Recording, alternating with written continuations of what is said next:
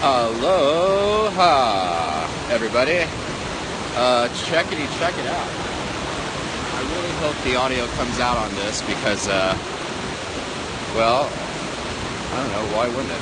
All things are working for us, never against us. So, however this turns out when I check it will be the perfect way to release it to all you guys. Fellow road dogs, look, for all you fellow road nerds. It says here, looking at Euclid, which I'm sure to mathematicians everywhere that means something hilarious. I just like it because of the Hollywood reference. So anyway, I am once again on the Rogue River, joining you from beautiful Oregon. Here, let's make that the star of the show. I'll just be over here in the wings. So I wanted to talk to everyone about an idea. It's kind of a reminder of where we're at in this universe. And, currently I'm in Oregon, but I'm also on a continent that is a whole body of one continent that goes all the way from South America to Canada. And, further than that, I'm on a crust that sits atop a mantle, that sits atop a core, that is all part of one planet. So, why am I saying this? Well, to go even further with it. So not only do we have all of this, our macrocosm, but then we have our mesocosm. This is the middle ground.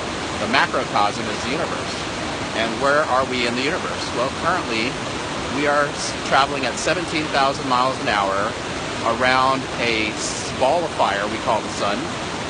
And this ball of fire is the center of a solar system.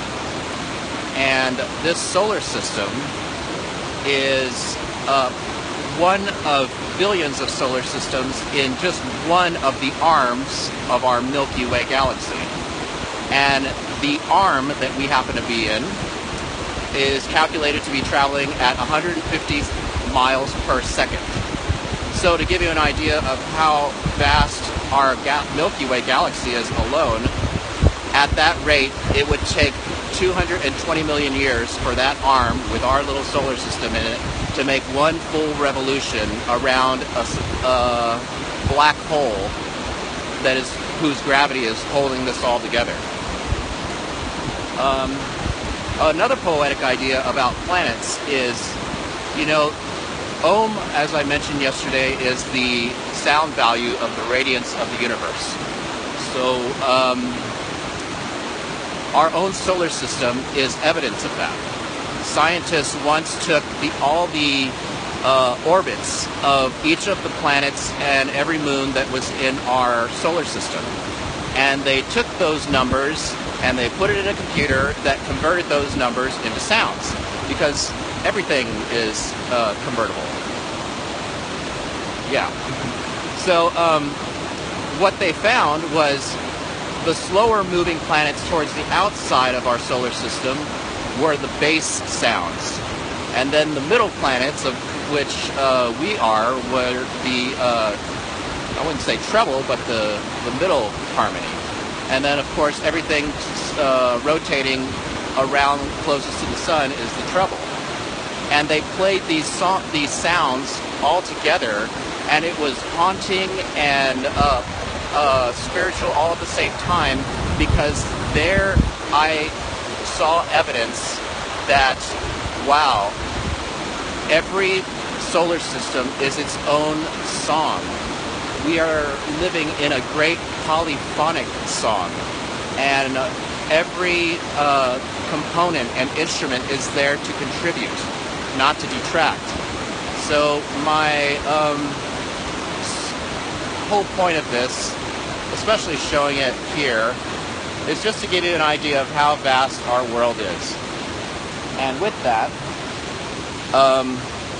the idea, I'm going to try and make it to that log right there.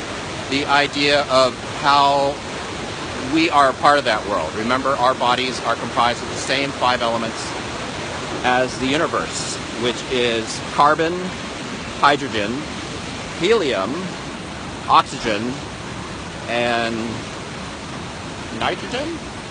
Something like that. No, I can do this. Carbon, hydrogen, nitrogen, oxygen, and helium. Now, the 5 basic components that make up our body are carbon, oxygen, hydrogen, and helium.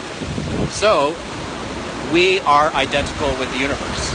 Therefore, if anybody has anxiety about the atom bomb or whatnot, just know that not only you alone, but the whole world comes into being and goes out of being. And one day our star will implode in on itself and grow to the size that it will completely consume the Earth and every other planet around it. So, in my mind, I love Gene Roddenberry's idea of what we could be as a human civilization. And I do know I'm talking about Star Trek this time. I am more of a Star Wars guy, just FYI. But anyway, Gene Roddenberry, genius. He basically was visualizing a world where all the human race worked together, and all of our best minds worked together so that we could build fleets of ships and explore together the galaxy and be of service along the way.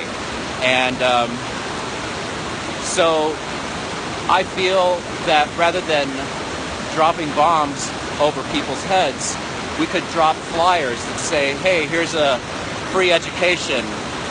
Here is our contribution to evoke from you the best that is in you, because you are my brother and sister. And if I think myself to be so great, then that means you as a fellow human have that same greatness, and more so.